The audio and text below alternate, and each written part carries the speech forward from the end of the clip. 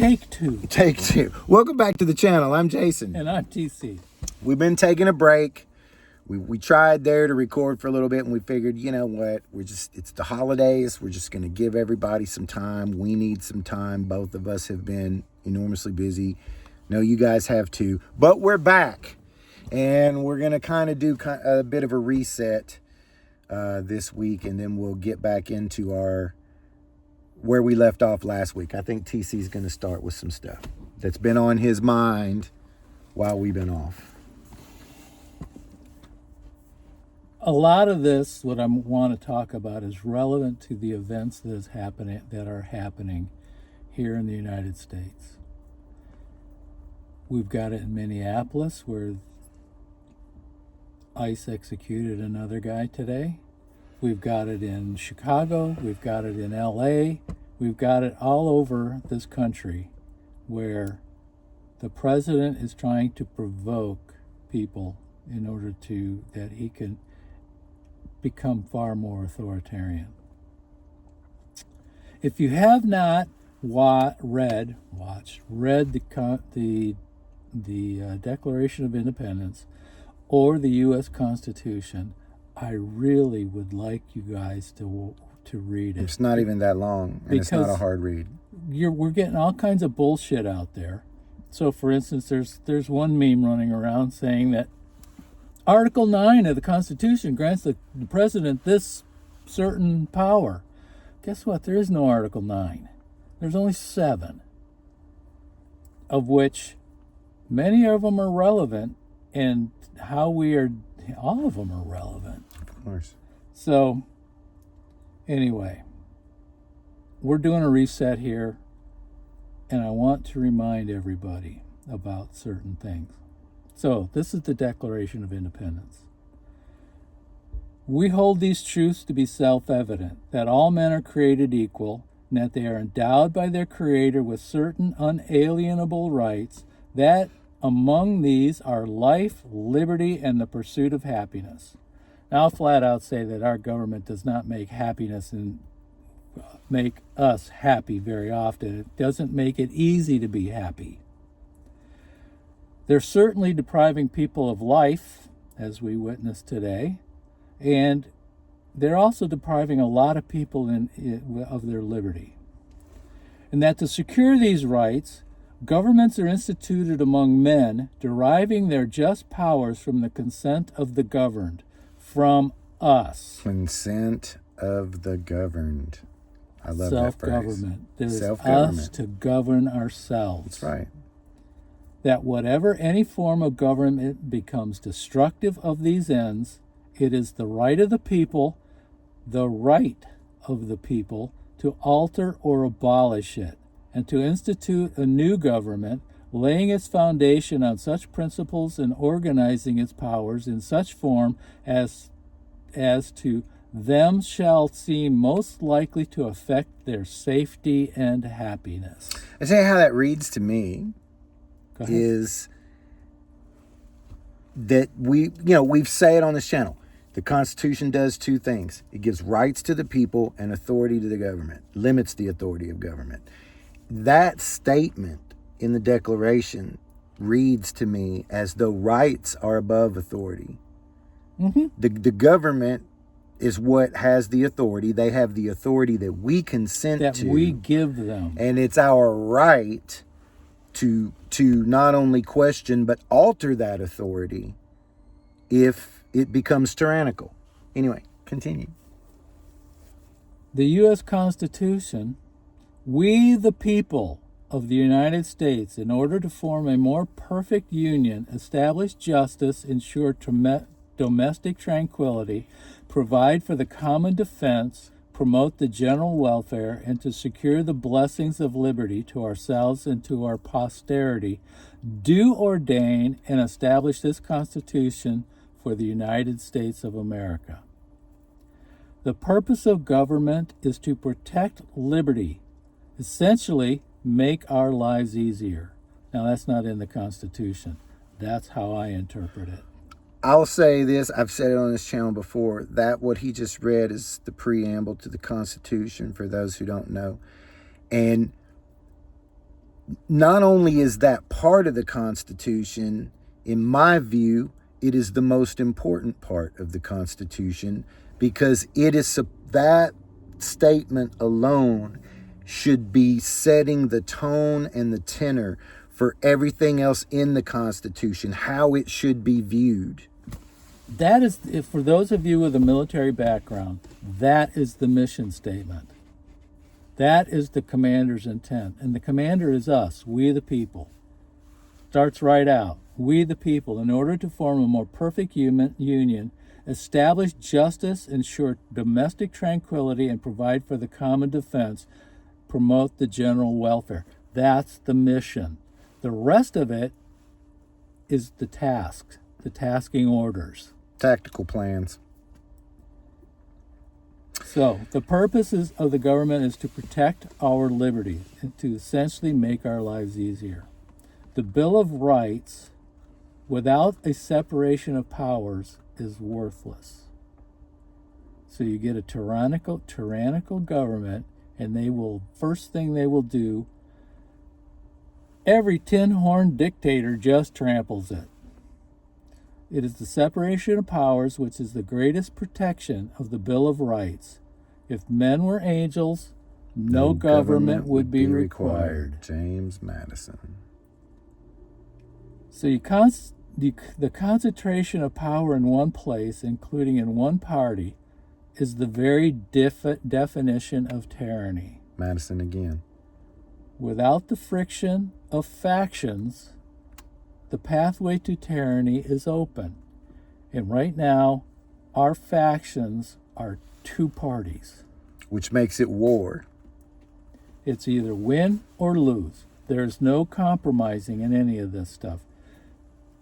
Before this two-party system makes our government work, there were 4 parties. There were 5 parties. Multiple parties, because that was the friction that caused everybody to work together. The 17th Amendment, if you haven't watched our video on the 17th Amendment, it's a classic example. There were 4 parties then, and it was the Democrats and the Republicans who realized, holy crap, we got to do something. And so they started passing the 17th Amendment, because the other parties, including the states, were getting ready for a constitutional convention, which would have yanked the power out from under them. Constitutional conventions, relevant, and we will talk about that. So in Federalist 47, 48, and 51, they go into great detail regarding the separation of powers and then the checks and the balances. But all of this depends on principled people to exercise our power. It is up to us to ensure principled people are sent to D.C. And that's where we have all gotten lazy, because of the incumbent is that the old measure of effectiveness. The mayor of the town that I live in, her measure of effectiveness about her congressman is how much money he brings back to the city in order for her to get her road projects done. Okay, but what's he done to protect our liberty? What's he done to protect our voting rights? What has he done to make our lives easier other than bringing money back so a road could be repaired?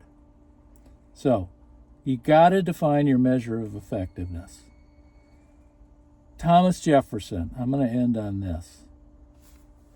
Thomas Jefferson wrote a letter dated November 13th, 1787.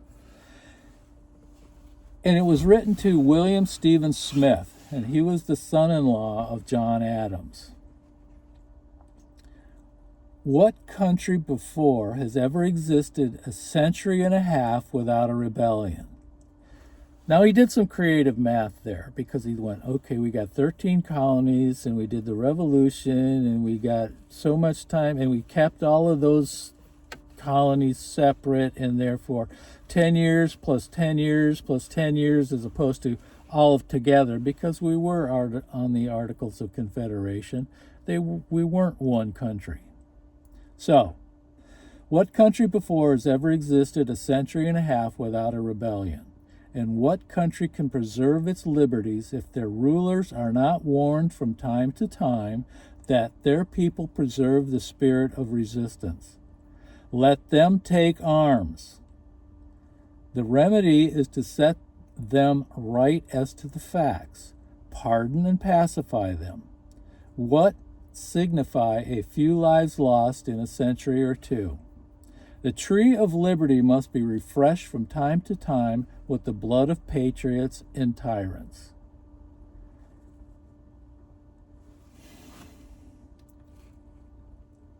We are currently, in my opinion, witnessing the dissolution of American power in the American form of government. There are multiple states that have already voted to do a constitutional convention. We're up to 29 states? Yes, if you do the collective math from the multiple organizations that are attempting to get legislation passed to trigger a convention, we're at, it's either 29 or 30. There's a Venn diagram. But I just got a message from the Constitution or the Convention of States organization.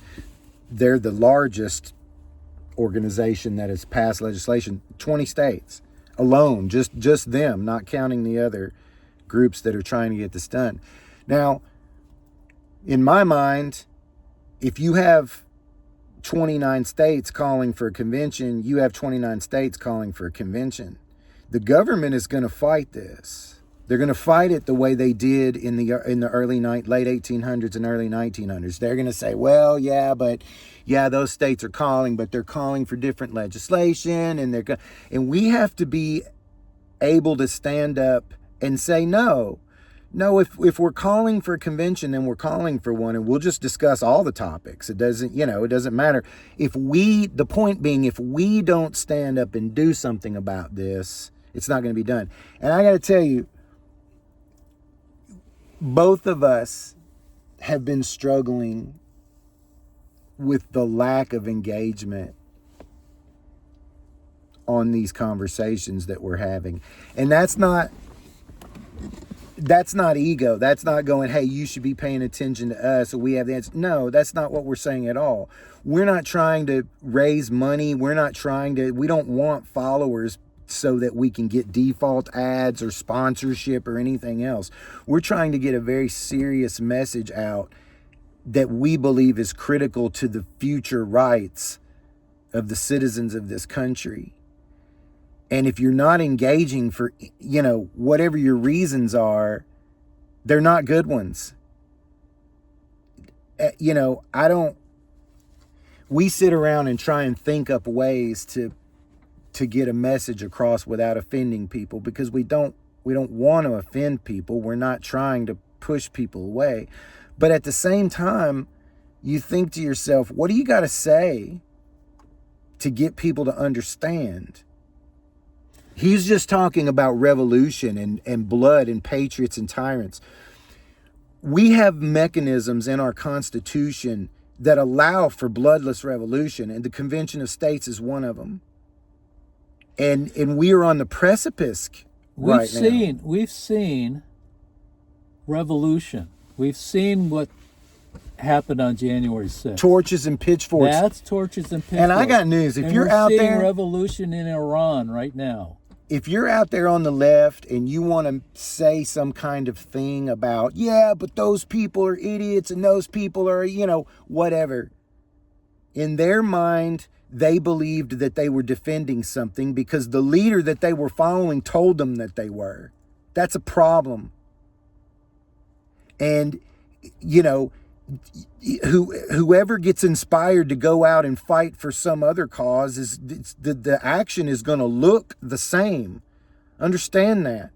If people go out and battle ICE in the streets, it's going to appear the same. The problem is that we've got two parties that think if they've got total control, they're going to fix this country. Well, clearly, that's not the case. You are never going to legislate someone else to think like you. And if you don't allow them to think like they want to think, then you're just censoring, enforcing, and controlling speech, which is against the Constitution. People have got to be able to say what they want to say. And essentially, the bottom line is that path, the pathway of we're just gonna get enough people in our big old tent to usurp power at the federal level and start writing laws to force everybody to do what we want them to do. That doesn't work. All it does is causes the turmoil that we're seeing now. And this isn't the first time, and we've talked about on this channel. This happened in 1850 when they passed the Slave Enforcement Act. This happened in the 1930s when the Nazis were big time in the United States. And yeah, the Nazis were here. It happened in the 1950s with McCarthy and the Communist Scare, the Red Scare. This is not anything new. It's just a power grab. And let me mention something on the left. It happened in the 1950s when FDR had wild majorities, and they passed all kinds of legislation, which was good legislation that we wanted. But the problem was, you ain't ever going to get the whole country to think like you. And immediately they start chipping away, chip. Two parties doesn't work. That's the point we're trying to make here. Two parties doesn't work. That good legislation that got passed ultimately got destroyed because why? Because of an opposition party. Instead of having these ideas busted up into multiple factions where real true majorities, long-lasting majorities around ideas can be found. And we're seeing the same thing happening now, whether it's Obamacare being chipped away or it's the CHIPS Act, which is being chipped away, pun intended. Anyway, somebody's not going to like it, and who's not liking it is usually some corporation somewhere in our people that we elect to go to Congress are in the back pocket of everybody. So what does all that mean? It means, I tell you, we're going long. We are going long, but that's why we're wrapping it up. Look, and let me tell you something, folks. It's hard to get all this information inside of 15 minutes, especially when you guys aren't engaging in the comments. And, a lot of this conversation could be hashed out in the comments. We have to do this convention for a number of reasons.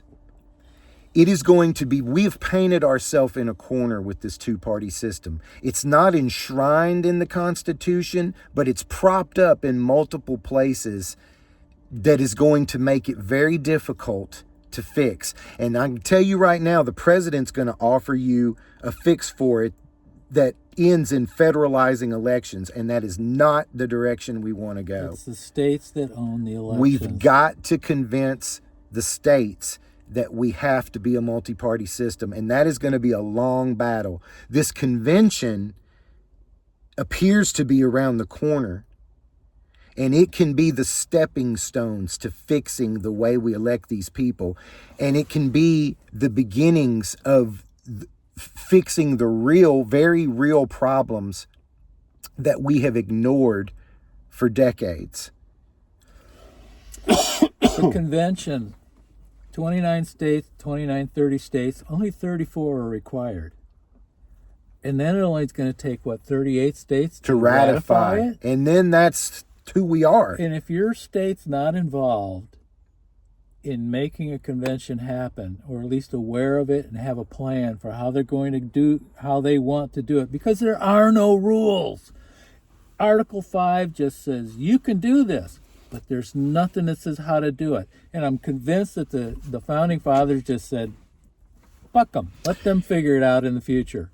Let me ask you a question. Who do you hear reporting on this? Nobody. We're 4 or 5 states away from triggering this. And who do you hear reporting on it? Nobody. That should tell you something. These guys. This is who's reporting on it. You guys, look, we need to do this for the future of our posterity, for our rights and our liberty. And right now we need to do it to trigger. 10 seconds. Right now we need to do it to trigger to the rest of the world that we are serious about fixing our problems here, because I can tell you this, they're not blaming Donald Trump and the government or even the Republicans. They're blaming you and me. They know how our system works. Anyway, if you're start thinking about a convention, start thinking about multiple parties, become an independent, stop supporting the Democrats and the Republicans, because the Democrats just want to return to their old corruption, where the Republicans seem to want to further their version of corruption. Next week, we'll talk about Article 2. See you later.